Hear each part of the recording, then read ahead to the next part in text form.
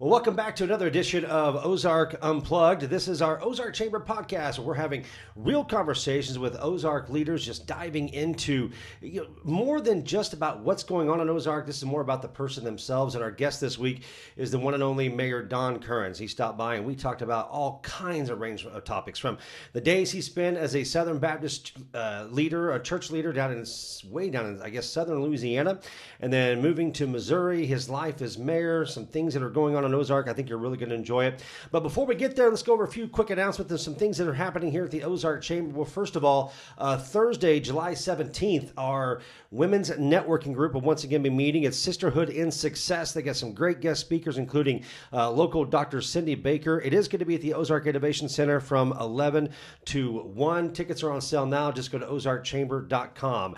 And don't forget, while you're there, go ahead and get signed up for a monthly luncheon. And remember, this month it's going to be over at the Ozark Innovation Center as well, and that is at the Ozark School Building on East or West Jackson Street. And we've got a really great presentation for you. The Ozark schools are going to do a deep dive into the school system, what they have going on, and how some of the stuff of what they're doing is a true economic impact for our Ozark community, and how maybe you can get involved as a business leader, getting involved with the schools moving forward. So that's coming up on Thursday, July 24th, 11 to 1. And of course, be planning for this big event. We need all kinds of stuff. We need swag bag items. We need gift baskets. And of course, buy your ticket. It is our Welcome Home New Teacher Luncheon that we do each and every year. It's a very exciting time as we welcome the new teachers and celebrate the school district themselves. We got lunch. You get to meet the teachers, the principals, the administrative staff. It's just a really fun event, but we want to bless those teachers with gift items and swag items. Again, you can go to ozarkchamber.com or call Patty here at the office, and she'll give you the details. In addition to that, just so you know, save the date, September the 11th, 12th, and 13th, the Ozark Chamber will be promoting the citywide garage sale. We've got more information about that coming up soon. And again, November the 22nd, get ready for the 60th annual Ozark Christmas Parade, brought to you by the Ozark Chamber of Commerce. We're celebrating the theme 60 years of Sparkle, and that is the upcoming Christmas parade. All right, and again, if you have any community events or want to know what's going on, don't forget to check out ozarkchamber.com, and the website has got the community calendar right there on the homepage. Click on that. If you have something that you would like to promote that's a community-wide event, vacation Bible schools, some sort of festival, anything like that, just reach out to the chamber. We'll give you details how you can do that. We want to make this an all-encompassing community calendar there at ozarkchamber.com.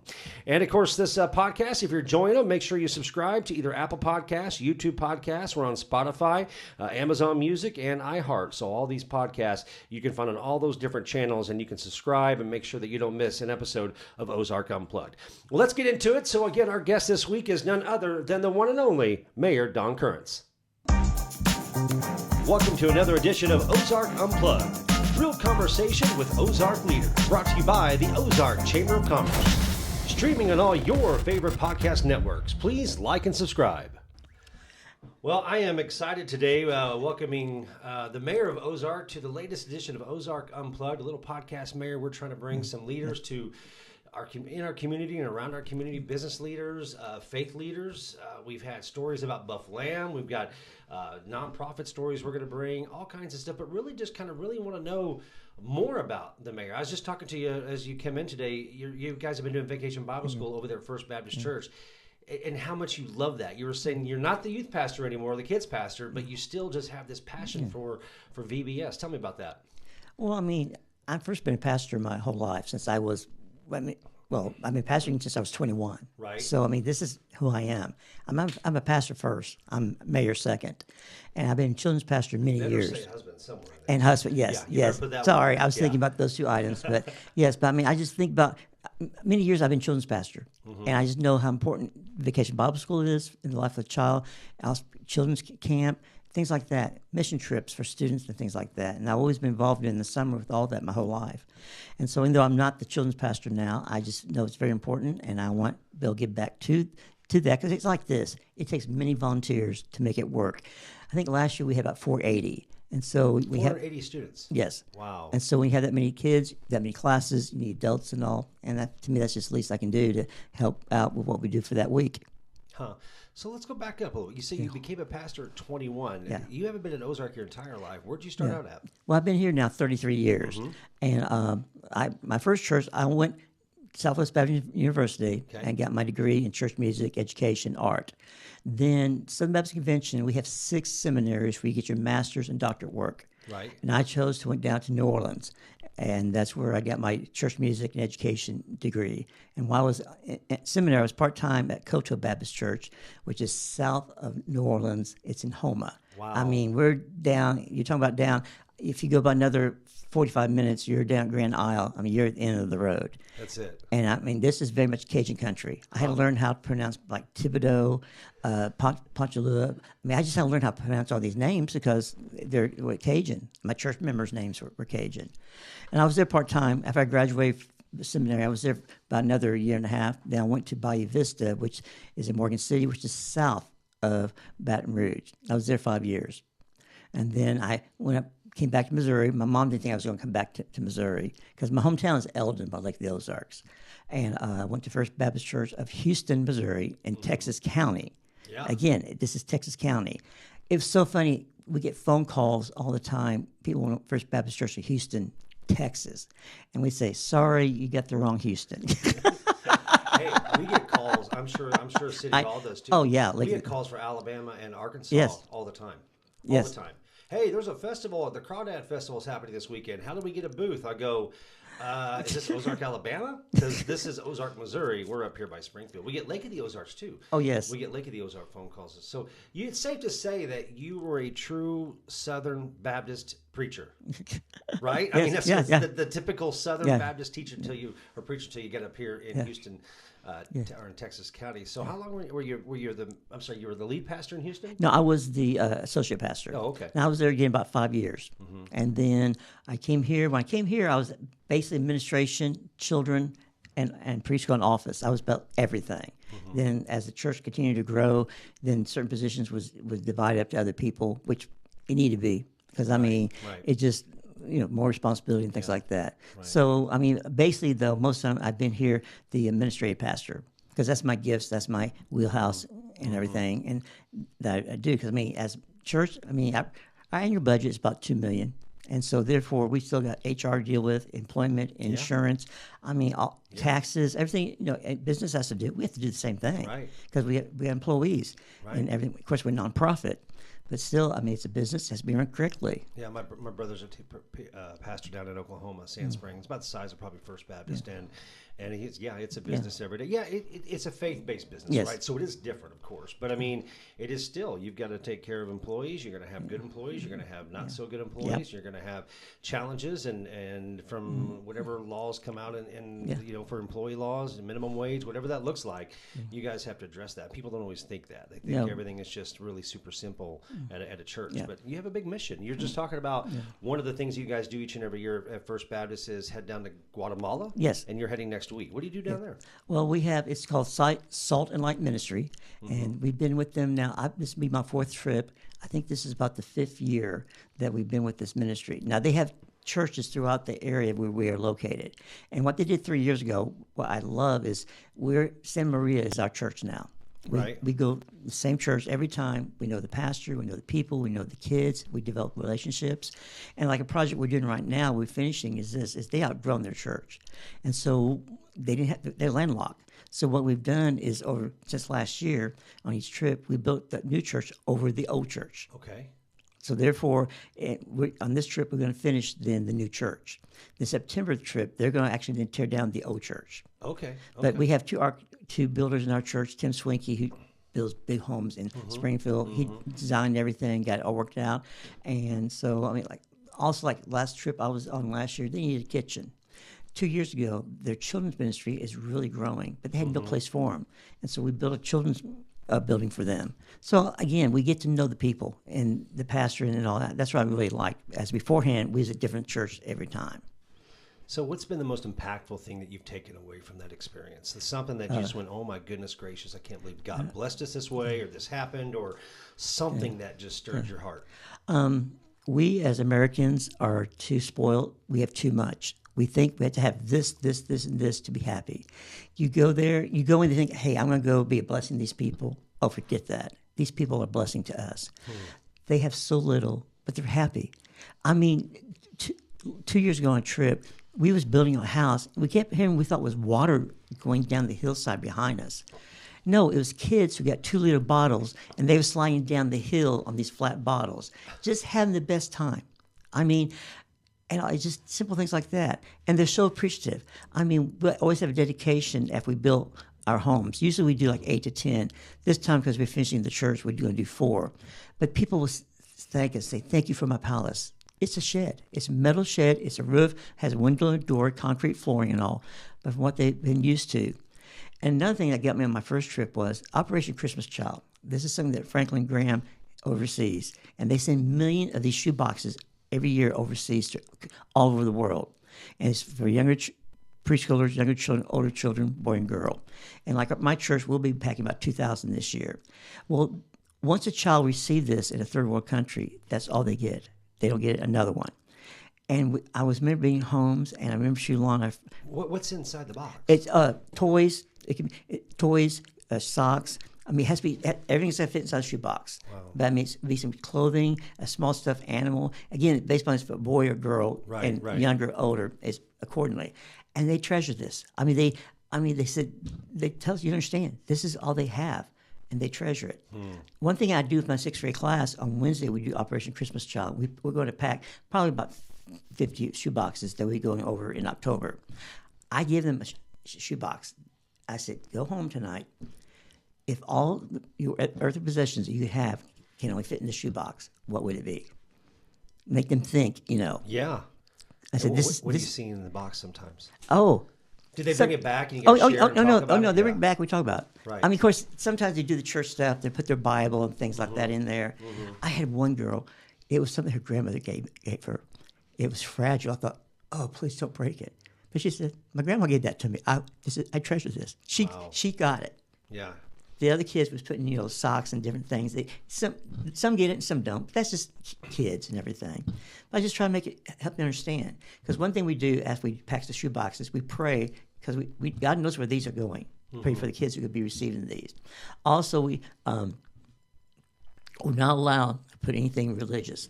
Because as for a Bible, anything like that. Right. But the people who receive these at the distribution centers and everything, knowing they're able, as they give them to the kids, they can share. Because we got countries, if there's anything like that, then they throw in the trash. Wow. And all. But the gospel is presented in a certain way. Not physically, more organically, more by faith. But again, this is Franklin Graham, his ministry, and again, I mean, it's something that goes all over the world. It's not just my church. This is all over the United States. Yeah, it has to be. And they do, like I said, millions. We'll go, in Chicago and then Dallas are the main hubs where my people will go in December, and they'll go, and they got to be one more time, go through the boxes. They all got to be reopened and make sure there's nothing in there contraband and things, because people will still think, oh, I'll slip this in. Coming from their heart, like a cross or something small. But it has to come out. Yeah. And then they wrap it and then get ready to go then overseas. Wow. But it's just a wonderful ministry, and it's something that, like I said, when you see the boxes in these homes, you realize, hey, they do go to kids. That's powerful. But like I said, the main thing is, I don't ever be ungrateful again. Yeah. Well, then you got into politics. Oh, my word. Well, I mean, the thing is, people think when I became mayor, that's my first touch being in politics. Unfortunately, I've done it with my church. Southern Baptist, there's politics. And so I'm finishing up right now. I've been an officer. There's one of 5 officers for the Southern Baptist Convention. I'm finishing my 8th year. There's 5 of us. Well, we meet every year in a different city. This year was in Dallas. We had about 15,000 messengers there. I mean, a couple of years ago, we had 20,000 in Nashville. I'm on the platform a lot because of the 2 days, because of my role as registration, the tellers, voting, and things like that. Well, 3 years ago, the president then started calling me mayor when I came up. So now at the convention, people call me mayor all the time. And I always joke with them. I said, guys, you don't understand. More people in this room know I'm mayor than in my own city. And so, I mean, when I go to the Missouri Baptist Convention and different association, people call me mayor all the time. Yeah. It's not Don. Yeah, but you like that, though. Oh, yeah. Yeah, it's fun. But the thing is, there is politics involved, unfortunately. Sure. As SBC, and unfortunately, I tell people, it kind of helped prepare me. Now, again, it's a different type of politics as for being mayor. Well, I think the biggest thing that That is obviously being the mayor of a city and being a part of the Southern Baptist Convention leadership is probably a little different. Yeah. But I think what's interesting is that with your track history, now you're in charge of the administration pastor at First Baptist here in Ozark. Well, that's what running a city is. It's right. You're running a business. I mean, I don't mean people don't think that. Yeah. But you are. I mean. I agree. How many employees do we have at the city of Ozark? 125 full-time. Full-time, right. Then part-time. Don't even count what Hayden's got going on with during the summer. Lifeguards and camp workers, stuff like more that. Than double. But no, that's the thing I didn't realize till I became mayor. I mean, I talked to Rick, I talked to Brad to try to get ideas and everything, but I did not realize that what I've done my whole life is the same skills that I've done as church business administrator. Now, it's different procedure, yes. Sure. But still, as for the mindset, I mean, knowing how a budget works, knowing how maintenance works at the OC, what you have to do, preventive maintenance, insurance, HR, hiring, firing. I mean, my first year, I had to hire several directors, city administrator. Yeah. I had to reappoint 2 aldermen. But I've done it my whole life. It's not, and that's why I realized how God had prepared me for this. I did not realize it till the time. Sure. I mean, because let's be real. My first election, I mean, here you had Eddie. Not just was he alderman, planning and zoning. He had so much experience in city. Dave's been alderman. I had no city experience. Now, when it came to other things, as people knowing me, my work with chamber, things I do at the school, and plus, people don't understand when I talk about the Southern Baptist Convention what I have to do there and the responsibilities. But then, like I said... I hear the word convention, I think, we're going to be having lunch, and we're going to be having dinners and meetings, and having a little fun in between. That's what people think of a convention. But if you're going to be leading that convention, and you're in charge of the logistics of that, it's a massive operation to make that happen. Well, I mean, like I said, I'll be going in October for a site visit. But I mean, I've had meetings already. Preparing. In fact, they prepare 2 years in advance. I get involved the year after we finish, like we just finished Dallas, now I'm working for Orlando and all. Well, because I have 2 committees and my volunteers behind the scene, my college students that help me for registration because we have 20 stations. I have about 125 people that I work with during that meeting. Plus my IT guys, I've worked with some of them 20 years on everything we do, everything takes place. So, yeah, it's not just something people come and they enjoy it, but they don't understand behind the scenes what it takes. Well, yes, we have Eric Johnson as our city administrator. Yeah. He's really the guy who's in charge of the day-to-day operations of the city. We understand that. But the mayor does have an expanded role, and then on top of that, you were, instrumental, of course, you and the alderman, you've got to vet the candidates for those positions. You've got to find, you guys did a search for this last one that you didn't hire within. You could have. I think Cam would have been a good choice, but I like the idea of outside influence occasionally coming in. And I think Eric's bringing some ideas. Yes.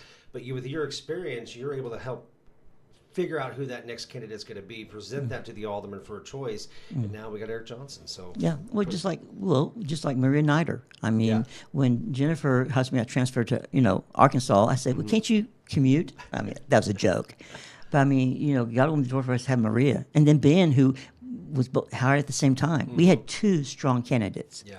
I mean, we were so fortunate, but then, like I said, people ask, "How did you get Maria?" I said, "Well, basically, here's the deal.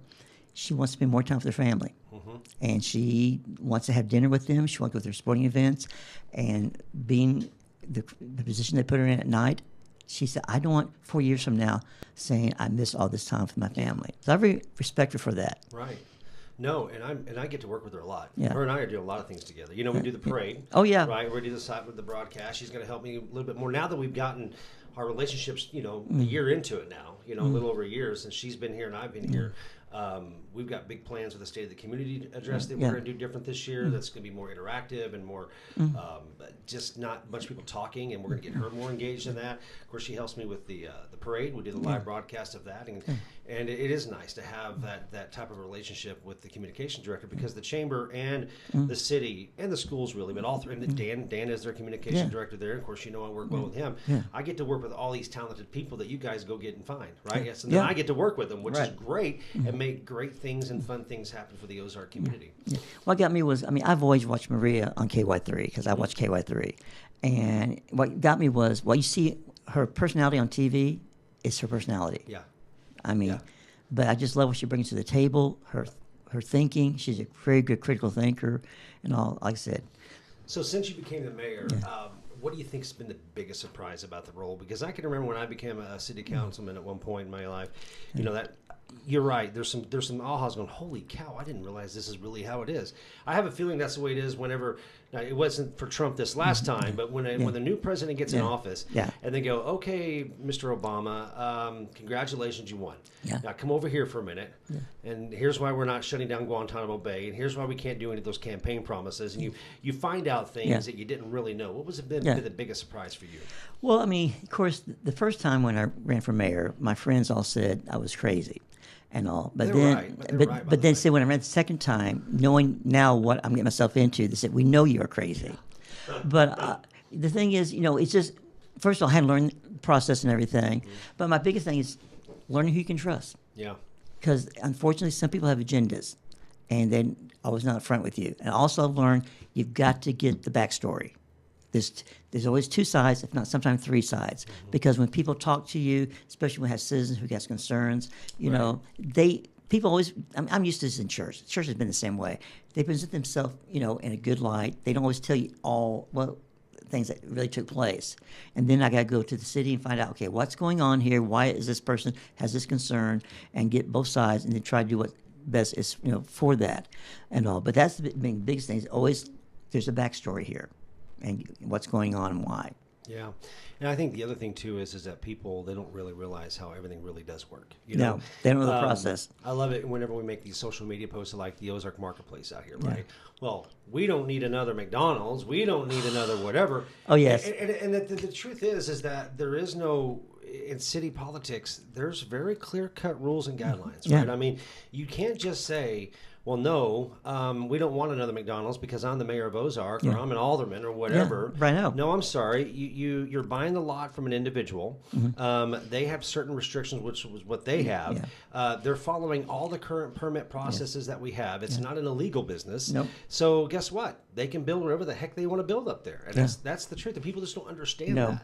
They think, why don't we have Chick-fil-A? Why don't we have this? I mean, I'm glad we're getting Aldi's because that was one thing I've heard a lot. But it's Chick-fil-A, and we've researched that and all. Every town in America wants a Chick-fil-A. Yeah. And the thing is, though, up until Ozark Marketplace, those lots out here, 65 and 14 up here about Walmart. Even if Chick-fil-A had called us or Show Me Christian County or you up and go, hey, we want to come to Ozark, we didn't have any available lots that fit their criteria. People don't realize that some of these franchises, they got to have traffic count. They need to have access. They want all this checklist of things, right? Yes, we've got the traffic count. We have Highway 65 that's feeding Branson every single day. And that's another reason why that's a good spot. When McDonald's is willing to put another restaurant a mile and a half as a crow flies from another one, and then another 2-3 miles to the other one. Yes. Well, then you know that's a good location, right? Well, I mean, as the chief tells us, but we didn't have them before this. But there's like 32 million cars a year that goes up and down 65. I've talked to the managers at Chick-fil-A in Springfield, and of course, again, corporate runs this. It's not a question like you say, hey, I want to put Chick-fil-A in here. No, corporate runs it and make the decision and all. Right. But I explained to the manager, he didn't really understand the location. I said, look, you're going to come right off of 65, make a left turn, and you're right there. I mean, none of your other stores are on 65.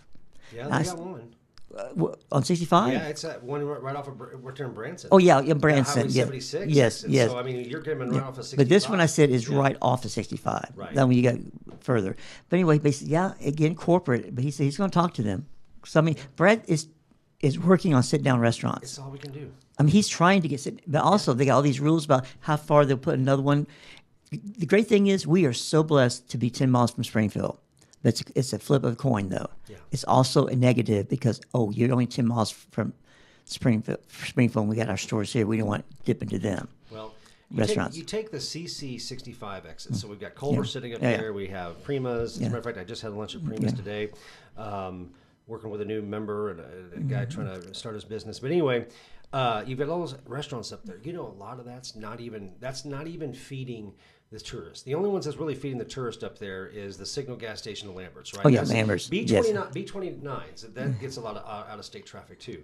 You're feeding Nixa and part of Ozark over there. People coming off of work, man, they're hitting Culver's, Taco Bell, those kind of places. So when we get to the south side, we have a little bit different criteria down here, and people don't... it's just not that simple. It's not as simple as just saying, Ozark, you can't, don't bring another Casey's gas station in. Yeah. Don't bring a Plaza Tire in, right? Yeah. Have you heard of anything else being announced over there yet? Just the the 5. Brothers, just the initial 5. Nothing else been said. There's There's talk, yes. I know some people they're talking to, but nothing. Sure. I do too. Until. Yeah, I would say concept to ribbon cutting, right? Yeah. Well, we've even had groundbreakings before, and then nothing ever gets built, right? Oh yeah. It's concept. Like you talk about the hotel that's supposed to be coming over by the county property, right? Yeah. Well, when we cut the ribbon on that, I'll know it's here. You know what I'm saying? Like I said, I know. That's what I'm saying too. There's been developments we approve, and then nothing happens. Nothing happens. That's one thing I learned. That's just nature of the beast. Well, what happens is that they, and I understand the model, and I'm not knocking it at all.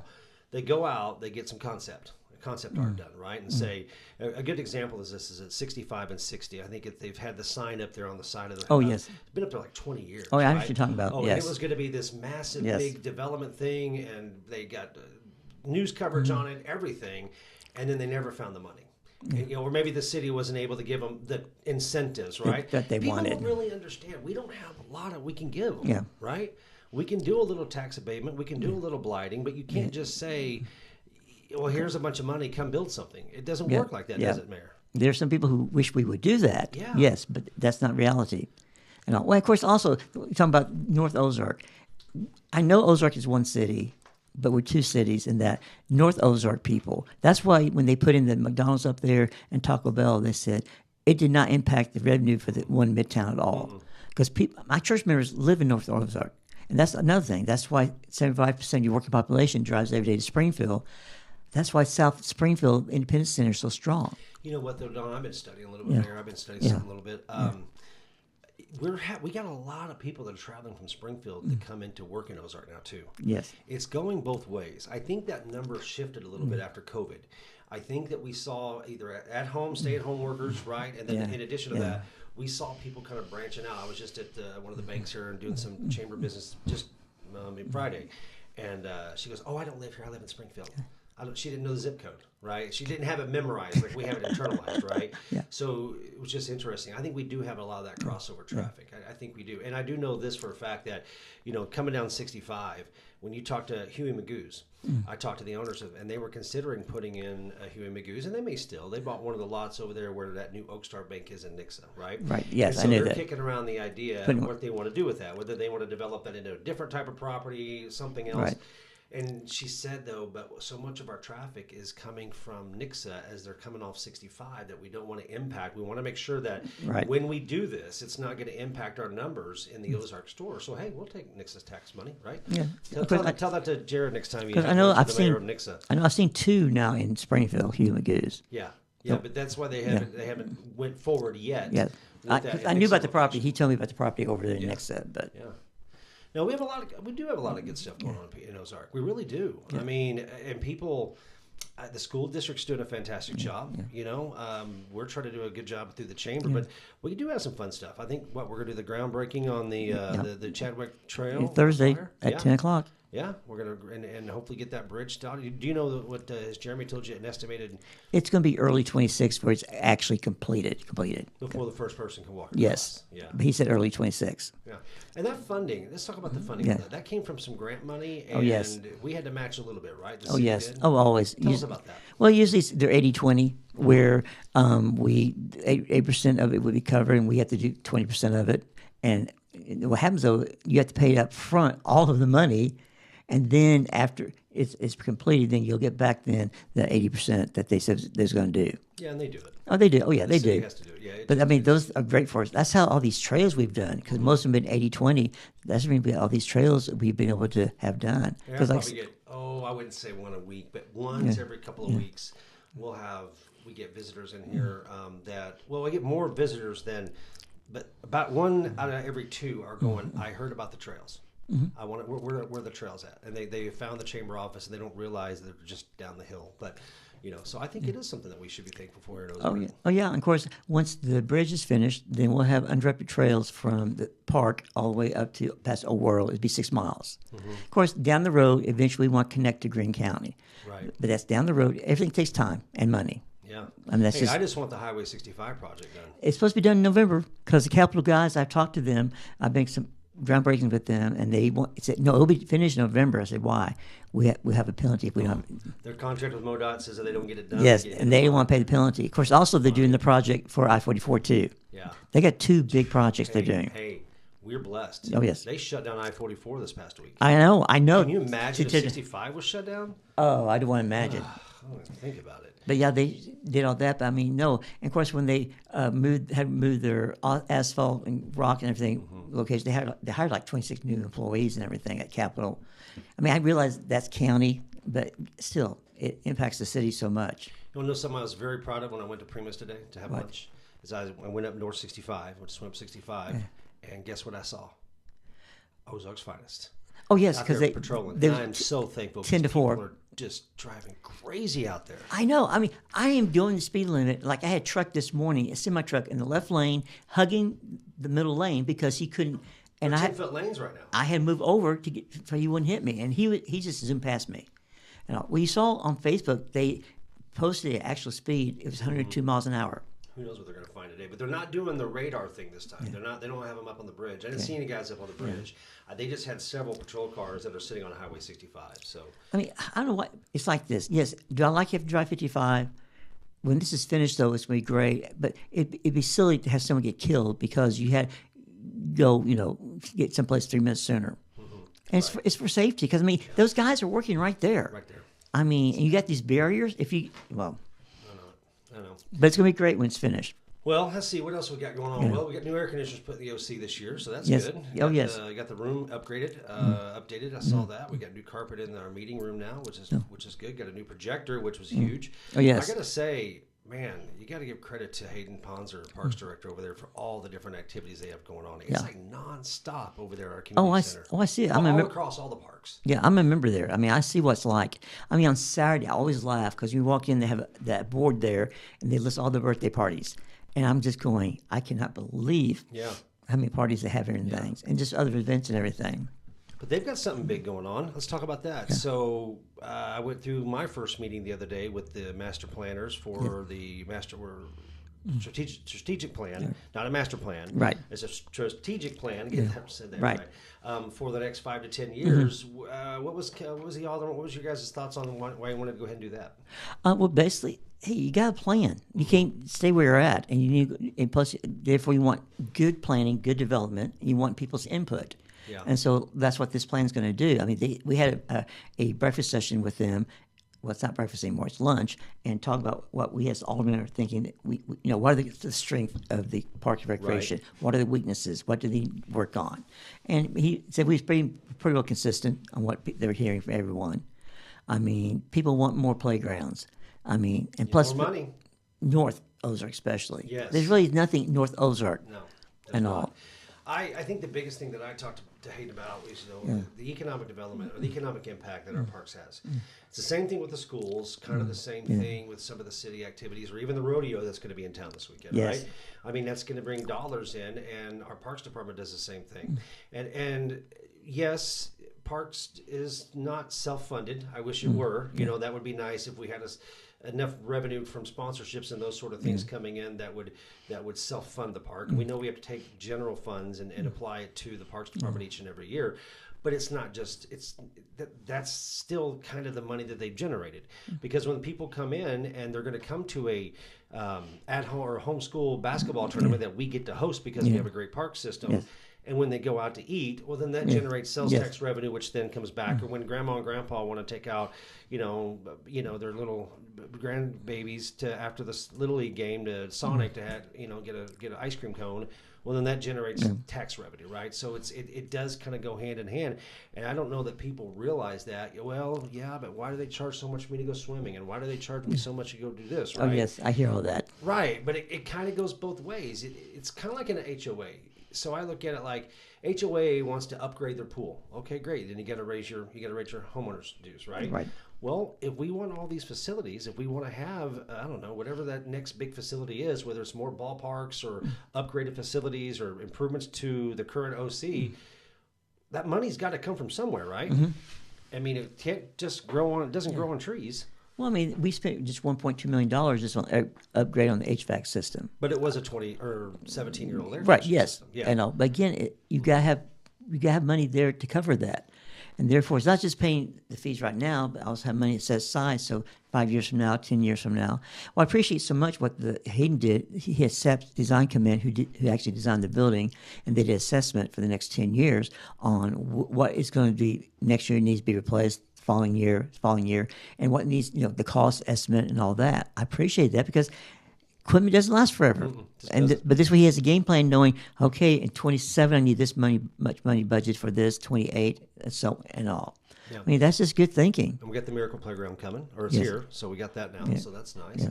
No, I like it. I like the direction that the parks is going, but that's another reason why economic development is so important.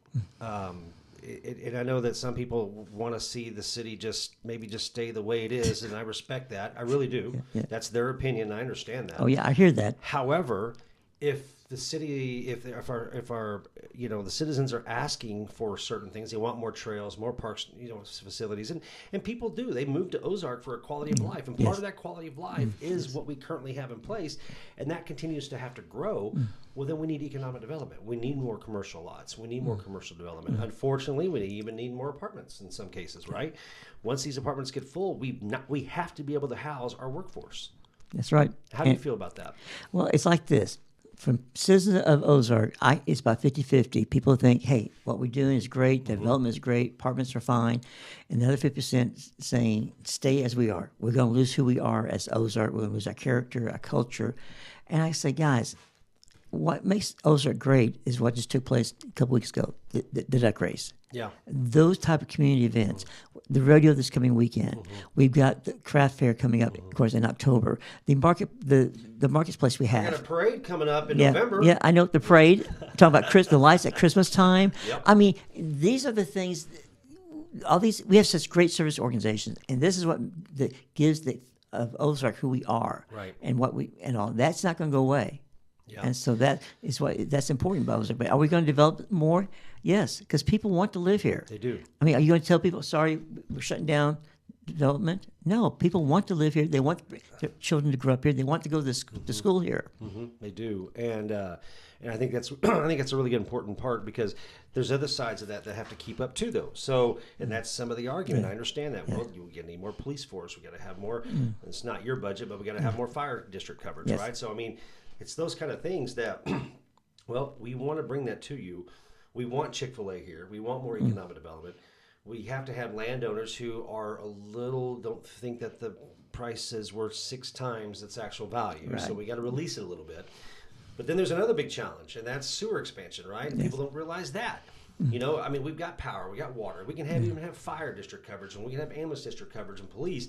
But if we can't get sewer there, nothing's getting done. And water. I mean, that's the thing. I mean, Jeremy Parson does a great job. I mean, and of course, Greg, who oversees this, is outstanding. The way he's got to think 5 years from now, 10 years from now, okay, what's coming in? What development's coming in? Where's it coming in? Then he's got to look at lift stations, what he has to do. And that's the problem. Our Elk Valley lift station is underutilized. And that's why they just put in a new plant going to the Fasco building to a lift station and things to try and start leave some things from the other they don't realize you got to take the sewer from here and get it all the way down by the river, right? Yeah. So I mean, so that's a big project. But they're doing that, and all because you got to look down the road. You can't look at tomorrow. You got to look at 10 years, 20 years. Well, that's the reason we're doing this water storage with Stockton Lake. We got to look down the road 20, 30 years. Our water retention, what we're going to be needing. It's not for us. It's for our grandkids. Yeah. It's for our children and grandkids. Sometimes you make decisions you make for the city. What is roughly the annual budget of the city of Ozark? It's between 44 and 46 million. Yeah. How much is generated from retail sales tax? Oh man. Most of it, isn't it? Oh no, because that's 2.37. No, I think it's. I don't want to say because I don't want to say the wrong number. Yeah. It's a big portion. It's in the back of my notebook. Yeah. I have a notebook right here for city council and everything. Well, the other part of that budget is made up from all the speeding tickets, right? Oh yeah. Yeah. we get. Okay. The cops tell me on every speeding ticket they get $2, and it goes to training. $2. We get $2. $2. I mean, that one guy who was going 102 miles an hour. He was humongous because I mean he was speeding. Right. But I mean no, we get $2 and it goes to training. That's it. So it's not like some cities where all this is going to that. No. Yeah. You got court costs and everything it goes to. There's just so much more to it. It is running a business. That's what it is. The city's running a business, and I think our team's doing a good job. And we've got when the park got flooded again this year, the public works and the parks teams had that thing cleaned up and ready to go for the duck race in 2 weeks. I mean, I know that was amazing. I couldn't believe it. I thought for sure when we were going down there setting up those tents that first day, I was going to be walking in just mud and yuck, and it felt like it was perfect. It was a little damp, but it wasn't bad. Because this is the worst flood since 2015. Yeah, it's a big one.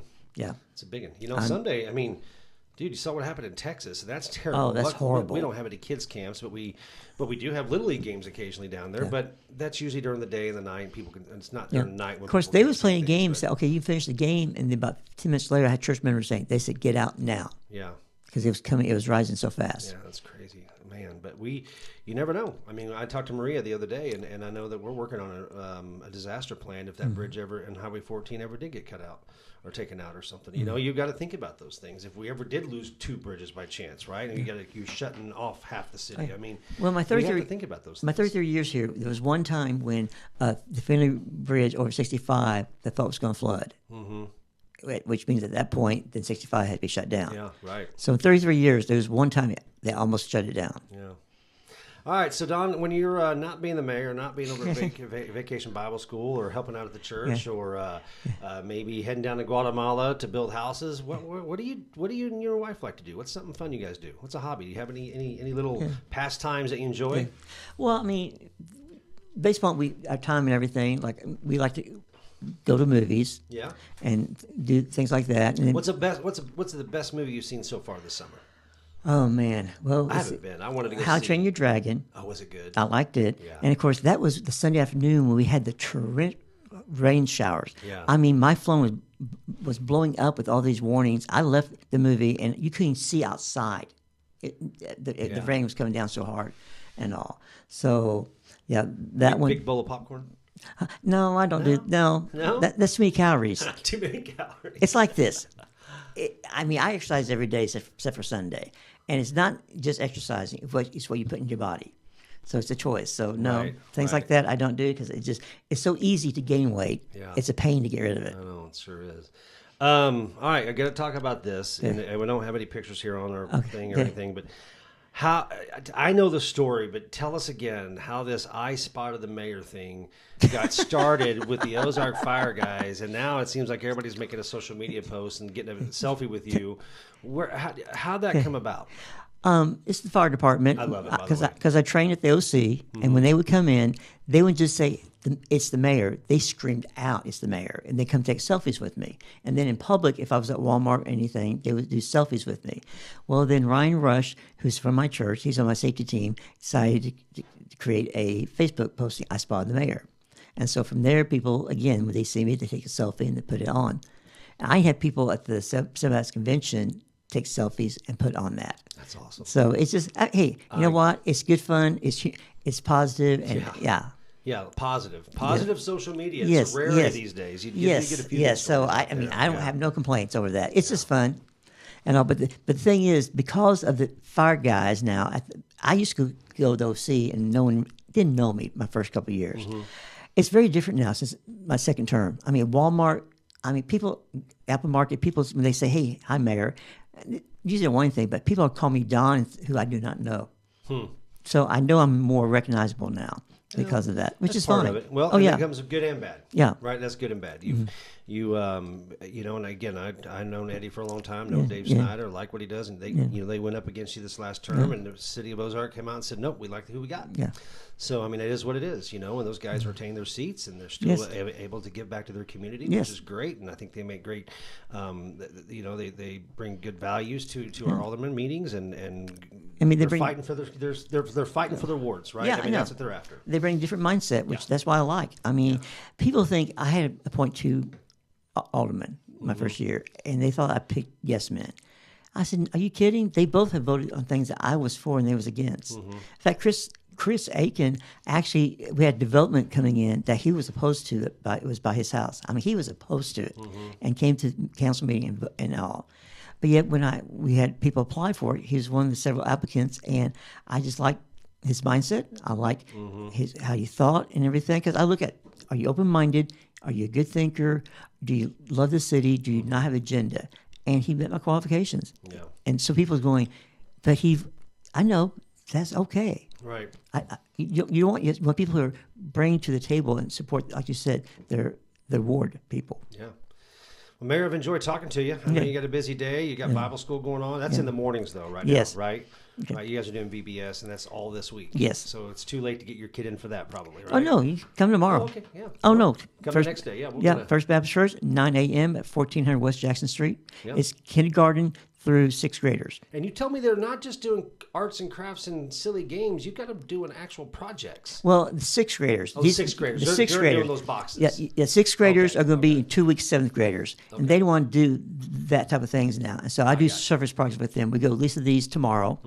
Closed ministry on Thursday. Operation Christmas Child. We do service projects, and they just get. And plus, they explain to them why we do it, so they learn more. But also, they do put things together. Okay. They help them learn. So it's not just playing games and making crafts. Yes.